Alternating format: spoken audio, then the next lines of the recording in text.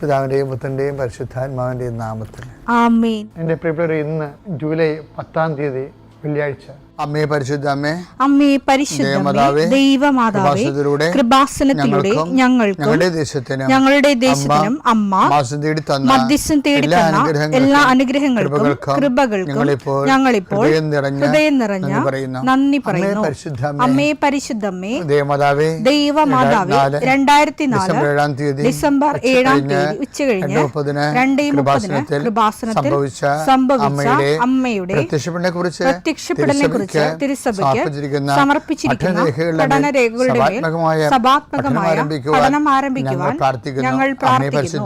അമ്മേ പരിശുദ്ധമേ, ഭൂസ്വർലോകങ്ങളുടെ രാജ്ഞിയായ അങ്ങേയ്ക്ക് ഭൗമസംരക്ഷണത്തിനായി പ്രപഞ്ചപ്രകൃതിയെ തന്നെ തിരുസഭ പ്രതിഷ്ഠിക്കുവാൻ ഈ പ്രത്യക്ഷീകരണം വഴി ഇടയാക്കണമേ. പരിശുദ്ധമേ, ജപമാല മാതാവേ, സകല കൃപാസനം പ്രാർത്ഥനയോടും ചേർത്ത് ഞങ്ങളിപ്പോൾ പ്രാർത്ഥിക്കുന്ന ഈ കുടുംബത്തിന്റെ പ്രത്യേക നിയോഗം പറ മക്കളെ.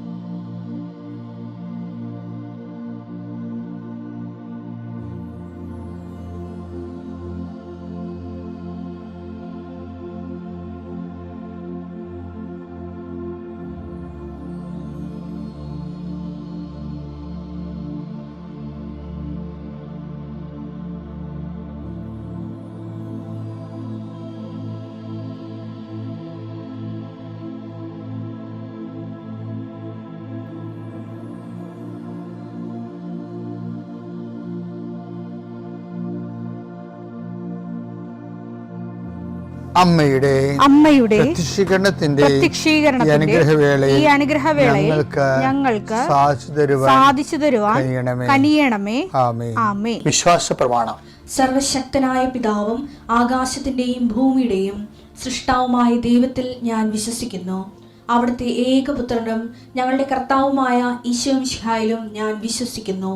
ഈ പുത്രൻ പരിശുദ്ധാത്മാവിനാൽ ഗർഭസ്ഥനായി കന്യകാമറിയത്തിൽ നിന്ന് പിറന്ന് പൊന്തിയോസ് പീലാത്തോസിന്റെ കാലത്ത് പീഡകൾ സഹിച്ച് കുരിശിൽ തറയ്ക്കപ്പെട്ട് മരിച്ച് അടക്കപ്പെട്ട് പാതാളങ്ങളിൽ ഇറങ്ങി മരിച്ചവരുടെ ഇടയിൽ നിന്ന് 3-ാം നാൾ ഉയർത്ത് സ്വർഗത്തിലേക്ക് എഴുന്നള്ളി സർവശക്തിയുള്ള പിതാവായ ദൈവത്തിന്റെ വലതുഭാഗത്തിരിക്കുന്നു. അവിടെ നിന്ന് ജീവിക്കുന്നവരെയും മരിച്ചവരെയും വിധിക്കുവാൻ വരുമെന്നും ഞാൻ വിശ്വസിക്കുന്നു. പരിശുദ്ധാത്മാവിലും ഞാൻ വിശ്വസിക്കുന്നു. വിശുദ്ധ കത്തോലിക്കാ സഭയിലും പുണ്യവാന്മാരുടെ ഐക്യത്തിലും പാപങ്ങളുടെ മോചനത്തിലും ശരീരത്തിന്റെ ഉയർപ്പിലും നിത്യമായ ജീവിതത്തിലും ഞാൻ വിശ്വസിക്കുന്നു. ആമേൻ. സുഖസ്ഥനായ ഞങ്ങളുടെ പിതാവേ, അങ്ങയുടെ നാമം പൂജിതമാകണമേ. അങ്ങയുടെ രാജ്യം വരണമേ.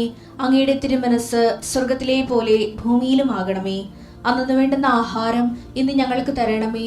ഞങ്ങളോട് തെറ്റ് ചെയ്യുന്നവരോട് ഞങ്ങൾ ക്ഷമിക്കുന്നത് പോലെ ഞങ്ങളുടെ തെറ്റുകൾ ഞങ്ങളോടും ക്ഷമിക്കണമേ. ഞങ്ങളെ പ്രലോഭനത്തിൽ ഉൾപ്പെടുത്തരുതേ, തിന്മയിൽ ഞങ്ങൾ രക്ഷിക്കണമേ. ആമേൻ. നന്മ നിറഞ്ഞ മറിയമേ, സ്വസ്തി. കർത്താവ് അങ്ങയുടെ കൂടെ സ്ത്രീകളിൽ അങ്ങ് അനുഗ്രഹിക്കപ്പെട്ടവളാകുന്നു. അങ്ങയുടെ ഉദരത്തിൻ ഫലമായി ഈശോ അനുഗ്രഹിക്കപ്പെട്ടവനാകുന്നു. പരിശുദ്ധ മറിയമേ, തമ്പുരാന്റെ അമ്മേ, പാപികളായ ഞങ്ങൾക്ക് വേണ്ടി ഇപ്പോഴും ഞങ്ങളുടെ മരണസമയത്തും തമ്പുരാനോട് അപേക്ഷിക്കണമേ. ആമേൻ. കർത്താവേ, നിന്റെ ഉന്നതമായ നാമത്തിന് സ്തോത്രം ചെയ്യുന്നു. കർത്താവേ, നിന്റെ വിശുദ്ധ പൗരോഹിത്യത്തെ മഹത്വപ്പെടുത്തണമേ.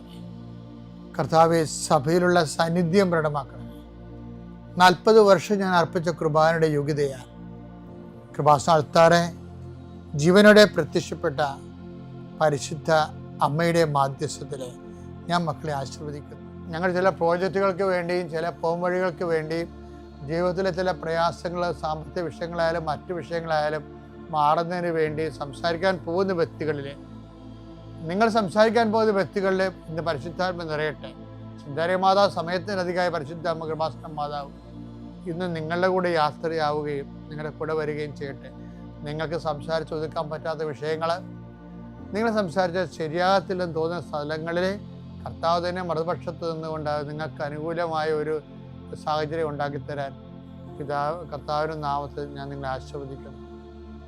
കർത്താവേ, കുടുംബം വന്ന് പെട്ടിരിക്കുന്ന വഴികൾ, ഒരു തീരുമാനം എടുക്കാൻ പറ്റാത്തവർ, പല വിഷയങ്ങളെക്കുറിച്ചും ഏത് ജോലിക്ക് പോകണം, ഏത് നാട്ടിൽ പോകണം, ഏത് രാജ്യത്ത് പോകണം എന്നറിയാൻ പാടില്ലാതെ വിഷമിക്കുന്നവർ, എന്ത് പഠിക്കണം എന്നറിയാൻ പാടില്ലാതെ വിഷമിക്കുന്നവർ, ഒരു തീരുമാനം എടുക്കാൻ പറ്റാത്തവർ, അവർക്ക് പരിശുദ്ധാത്മാവ് പ്രവർത്തിച്ചുകൊണ്ട് അവർക്ക് പുതിയ തീരുമാനം എടുക്കാൻ കർത്താവ് നിങ്ങളെ സഹായിക്കട്ടെ.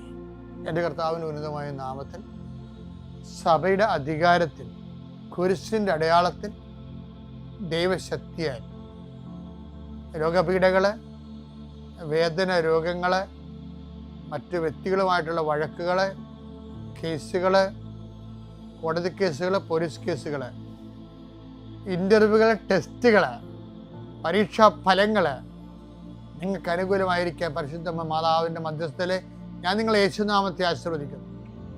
നിത്യപിതാപുത്രൻ പരിശുദ്ധാത്മാശ്വരശ്വരെ നീക്കുവാവേ. എൻ്റെ സഹോദരങ്ങളെ, ഇന്നത്തെ ആൾക്കാരുടെ ആധ്യാത്മികതയില്ലേ, എനിക്കത് വളരെ പൂർവികരെക്കാളും വളരെ സത്യസന്ധമായ ആധ്യാത്മികതയിൽ നിന്നുള്ളത്. അതിൻ്റെ കാരണങ്ങളൊന്ന്, പൂർവികർക്ക് ബൈബിള് അധിഷ്ഠിതമായിട്ടുള്ള ആധ്യാത്മികത കുറവായിരുന്നു. കാര്യം ബൈബിള് ഇതുപോലെ വ്യാഖ്യാനിച്ച് കൊടുക്കുകയോ വചനാധിഷ്ഠിതമായിട്ട് ജീവിതം ക്രമീകരിക്കുന്നതിൻ്റെ സാങ്കേതിക വശങ്ങൾ പറഞ്ഞു കൊടുക്കുകയോ ചെയ്യാനുള്ള സംവിധാനങ്ങളില്ലായിരുന്നു. ഇപ്പോഴങ്ങനെയല്ല. നമ്മൾ ആൾക്കാരോട് എന്തെങ്കിലും പറഞ്ഞാൽ വളരെ ശ്രദ്ധിക്കുക മാത്രമല്ല, ആൾക്കാർ അപ്ലിക്കേറ്റ് ചെയ്യുന്നുണ്ട്. ഞാൻ കഴിഞ്ഞ ചൊവ്വാഴ്ച നിങ്ങളുടെ കൂടെ ധ്യാനത്തിൽ പറഞ്ഞ രമ്യ വർഗീസൊക്കെ ഇതിൻ്റെ ഉസ്താദന്മാരാണ്. പക്ഷേ അവർ ആപ്ലിക്കേറ്റ് ചെയ്യും. എന്ത് സംഭവം കിട്ടിയാലും ആ വചനം, ഇപ്പം നോട്ട് ബൈ മെറിറ്റ് എന്തുമാത്രം സാർവലൗകിക സാർവജനീയമായി എല്ലാവരും നോട്ട് ബൈ മെറിറ്റ് പറയുന്നില്ലേ? പറയണവരാരാണ്? ഇത് കൂടുതലും വിദ്യാർത്ഥികളാണ്. മാസ്റ്റർ ഡിഗ്രി എടുക്കുന്ന ആൾക്കാരൊക്കെയാണ് ഇത് പറയണത്. ഞങ്ങൾ അവസാനമേക്ക് മനസ്സിലായി. ഞാൻ അമ്മയോട് പറഞ്ഞു, അമ്മേ ഇത് നോട്ട് മെറിറ്റിലെ വർക്ക് ചെയ്തോ. അപ്പോൾ അവർ പറയാതെ ഞങ്ങൾക്ക് കണ്ണു പറയാം. എന്ന് വെച്ചാൽ അമ്മയോട് ഞാൻ പറഞ്ഞു, അമ്മേ എന്നെക്കൊണ്ട് വയ്യ, ഇത് നോട്ട് ബൈ മെറിറ്റിലെ വർക്ക് ചെയ്തോ കേട്ടോ, അമ്മ ഇടപെട്ടിലേക്ക് നടക്കത്തില്ല. അപ്പം ആ ഉടമ്പടിയുടെ കാമ്പ് എടുത്തിട്ട് തന്നെ അവർ പ്രേയറാക്കി മാറ്റും. ഇനി അവരുടെ തന്നെ അമ്മയോട് ഡിസ്കസ് ചെയ്യാനുള്ള ആംബിയർ കൂട്ടാൻ വേണ്ടി എന്നാ അവർ ചുറ്റും നടന്ന് പ്രേക്ഷക പ്രവർത്തനം ചെയ്യും. ആ രമ്യ വർഗീസും ഇനി 3 കുഞ്ഞുങ്ങളുണ്ട്. അതെനിക്ക് ഭയങ്കര ഇഷ്ടപ്പെടുകയാണ്. അവരോട് ഞാൻ 25 കിലോമീറ്റർ ഞാനെൻ്റെ കുഞ്ഞുങ്ങളും പോയി പത്രം കൊടുത്തോണ്ടിരിക്കുമെന്നു. ആ കുഞ്ഞുങ്ങളോട് നടന്നിട്ട്, ചെറിയ കുഞ്ഞുങ്ങളാണ്, നടക്കാൻ പറ്റിയ കുഞ്ഞുങ്ങളായിരിക്കും ചിലപ്പോൾ. അപ്പോൾ അവർ 25 കിലോമീറ്റർ പോയി നടന്നു പോയി പത്രം കൊടുക്കുക.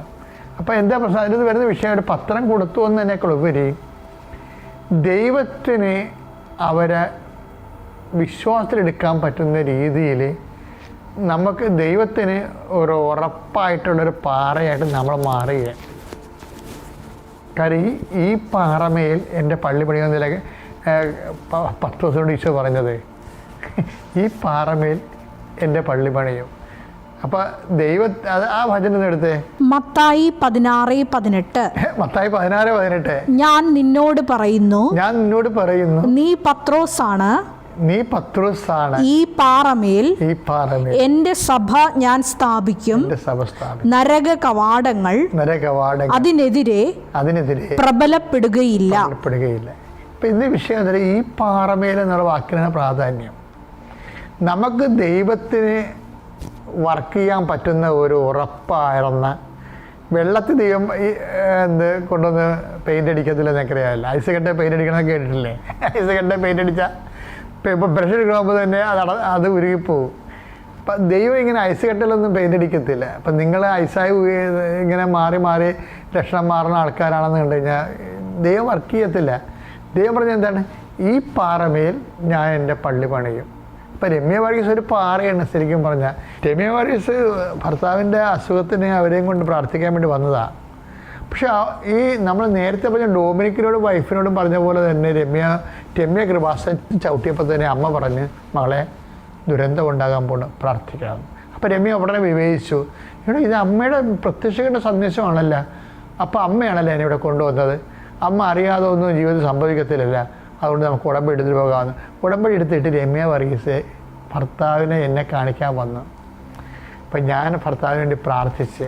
അപ്പം രമ്യ സാക്ഷ്യം പറയണത്, അച്ഛൻ പ്രാർത്ഥിച്ചു കഴിഞ്ഞാൽ അച്ഛൻ എന്ത് പന്തികേട് തോന്നിക്കാമായിരിക്കും, അച്ഛൻ എന്നെ തട്ടിയെന്ന്. അച്ഛൻ ഇങ്ങനെ എൻ്റെ ഭുജത്തിൽ ഇങ്ങനെ തട്ടി. അപ്പോൾ എനിക്ക് കിട്ടിയ മെസ്സേജ്, കർത്താവിൻ്റെ ഹിതം എന്താണ്, അത് നീ സ്വീകരിക്കണമെന്ന് അച്ഛൻ എന്നോട് പറഞ്ഞത്. അപ്പോൾ കർത്താവിൻ്റെ ഹിതം, എൻ്റെ ഭർത്താവ് പിറ്റേ ആഴ്ച മരിച്ചുപോയി, കർത്താവിലേക്ക് തിരിച്ചുപോയി. അപ്പോൾ എനിക്ക് മനസ്സിലായി കർത്താവ് പറഞ്ഞ ദുരന്തം ഇതാണ്. അപ്പോൾ ഞാൻ എന്ത് ചെയ്യുമെന്ന് വെച്ച് കഴിഞ്ഞാൽ, ഞാൻ ദൈവഹിതത്തിന് കീഴ്വഴങ്ങിക്കൊണ്ട് ഞാനത് ഏറ്റെടുത്ത്. അതാണ് ഈ പാറയെന്ന് പറഞ്ഞ സാധനം. അല്ല, ഞാനിത്ര പ്രാർത്ഥിച്ചതാണ്. ഞാനിപ്പോൾ പണ്ട് ഓർക്കൊണ്ടേ, ഞാൻ ഒരു വീട്ടിലൊരു മരിപ്പിന് ഓട്ടോറിക്ഷ ഇടിച്ച് മരിച്ച ഒരു വീട്ടിൽ, ഓട്ടോറിക്ഷയിൽ ലോറി ഇടിച്ച് മരിച്ചു. എൻ്റെ ഇടവക്കാരനാണ്. അപ്പോൾ അവനിങ്ങനെ മരിച്ച് കുരിശൊക്കെ പിടിച്ച് അവൻ കിടക്കുകയാണ്. അപ്പോൾ ഞാൻ പോയി ഒഫീസ് ചെയ്യില്ലേ, എല്ലാവർക്കും ദുഃഖമുണ്ട്. കാര്യം നാട്ടുകാരനാണ്, അറിയാവുന്ന ആളായത് കൊണ്ട് എല്ലാവർക്കും ദുഃഖമുണ്ട്. അപ്പോൾ ഞാനാ പ്രാർത്ഥിച്ചപ്പോൾ എന്നെ കണ്ടപ്പോൾ ആ ചേടുത്തി അവൻ്റെ അമ്മ പറഞ്ഞേ, എൻ്റെ അച്ഛാ, എത്ര കുരിശിട്ട് ഞാനിവിടെ കിടത്തി ഉറക്കിയതാണ്, അവസാനം അവൻ കുരിശി പിടിച്ച് കിടക്കുകയാണ്. നമ്മളെ ചെറുപുറത്തൊക്കെ ചെല്ലുമ്പോൾ ചേടുത്തിമാരുടെ പാട്ടെന്ന് പറഞ്ഞാൽ സഹിക്കാൻ പറ്റത്തില്ല. ആ മകൻ കിടക്കാൻ നേരത്ത് കുരിശിട്ടെന്ന് കാരണം ഇപ്പം ഈ അമ്മ പറയണതേ, അച്ഛനെ തോട്ടി ദൈവത്തിനെ ഉപദ്രവിക്കാൻ അവരുടെ ഉദ്ദേശം. അച്ഛനൊരു പ്രതിനിധിയോടെ വന്നിരിക്കണമല്ലേ ദൈവത്തിൻ്റെ. അപ്പം അച്ഛനെ തോട്ടി ദൈവത്തിനെ ഒളിഞ്ഞ് ഈ ബാല്യ അമ്പെയ്ത പോലുള്ള ഈ അമ്പെയ്ത്താണ് സംഭവം. ഒരു ദുഃഖം വരുമ്പോൾ ഈ വില്ലാളി വീരത്തികളൊക്കെ വരും. ഒരു ദുഃഖം വരുമ്പോൾ അവരതിനാൽ അവർക്ക് തീരുമാനമാവും. എന്താ കാര്യം, ഇങ്ങനെയുള്ള ഒരു ഹൃദയത്തിൽ ഒരു സ്ഥലത്ത് ദൈവം ഒരിക്കലും ഒന്നും ചെയ്യത്തില്ല. അതാണ് ഈ പാറമേൽ. ഏത് പാറയാണെന്ന് നിങ്ങൾക്ക് അറിയാമല്ലോ, അത് ഉടമ്പടി പാറയാണ്. എന്ത് പറയണത്, അത് എടുത്തേ. മത്തായി 7:24. മത്തായി 7:24. എൻ്റെ ഈ വചനങ്ങൾ ശ്രവിക്കുകയും അവ അനുസരിക്കുകയും ചെയ്യുന്നവൻ പാറമേൽ ഭവനം പണിത വിവേകമതിയായ മനുഷ്യന് തുല്യനായിരിക്കും. ഈ പാറമേൽ എൻ്റെ പള്ളി പണിയുമെന്ന് പറയുമ്പോൾ ഈ പാറ ഏതാണത്? എൻ്റെ വചനം ഈ 7:24 പാറയാണ്. മത്തായിയുടെ സുവിശേഷത്തിൽ അതാണത്. എൻ്റെ വചനം കേൾക്കുകയും അത് ജീവിക്കുകയും ചെയ്യുന്നവൻ പാറയാണെന്ന്. അപ്പോഴേ എൻ്റെ വചനം കേൾക്കുകയും അതനുസരിച്ച് ജീവിക്കുകയും ചെയ്യുന്നവരല്ലേ ഉടമ്പടിയിലുള്ളത്. അല്ലെങ്കിൽ എൻ്റെ വചനം കേൾക്കുകയും അതനുസരിച്ച് ജീവിച്ചു കൊള്ളാമെന്ന് പറയുന്നവരാണല്ലോ ഉടമ്പടി എടുക്കണത്.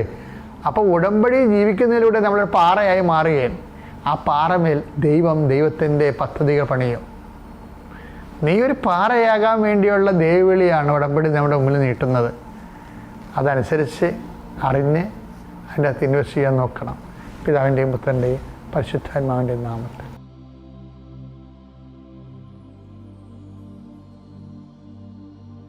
അത്യപൂർവ ദൈവാനുഭവങ്ങൾ ഇനി നിങ്ങൾക്കും സ്വന്തം.